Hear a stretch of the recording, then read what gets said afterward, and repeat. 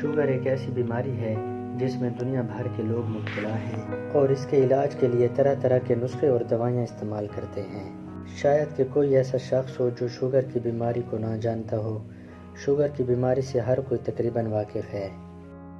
پیاس کا زیادہ لگنا، چھوٹے پیشاب کے لیے رات کو بار بار اٹھنا، کمزوری محسوس ہونا، کام کرتے وقت بہت جلدی تھک جانا، بھوک کا زیادہ لگنا لیکن پھر بھی وزن کا کم ہونا، زخم وغیرہ کا جلدی ٹھیک نہ ہونا۔ اگر ان میں سے کوئی بھی شکایات ہوں تو شوگر کا ٹیسٹ کروا لینا چاہیے۔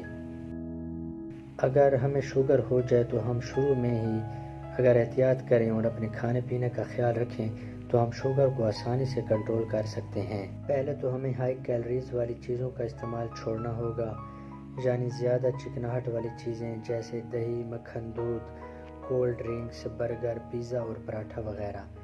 یہ وہ چیزیں ہیں جن کی کیلوری ویلیو بہت زیادہ ہوتی ہے۔ ان کے استعمال سے شوگر بڑھنے کا بہت زیادہ چانس ہوتا ہے۔ شوگر کے مریضوں کو کم کیلوریز والی چیزیں جیسے کہ سبزیاں، دالیں، مچھلی، مرغی اور چپاتی جو گھر میں پکتی ہے، یہ سب کم کیلوریز والی چیزیں ہیں۔ شوگر کے مریض ان کا استعمال کر سکتے ہیں۔ اس کے علاوہ ورزش کا خاص خیال رکھنا چاہیے۔ کم از کم شوگر کے مریض کو 20 منٹ صبح، 20 منٹ شام چلنا چاہیے۔ برسک واکنگ کرنی چاہیے۔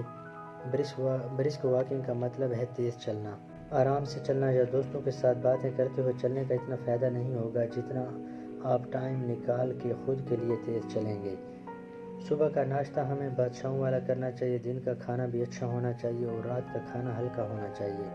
ڈپریشن، ٹینشن اور پریشانی والی باتوں اور سوچوں سے بچیں۔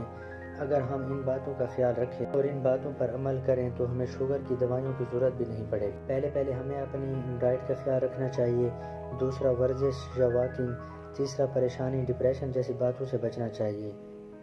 دوائیاں آخر پہ آتی ہیں۔ اگر ہماری شوگر کنٹرول نہ ہو یا کوئی مسئلہ ہو تو اینڈ پر دوائیوں کی بات آتی ہے۔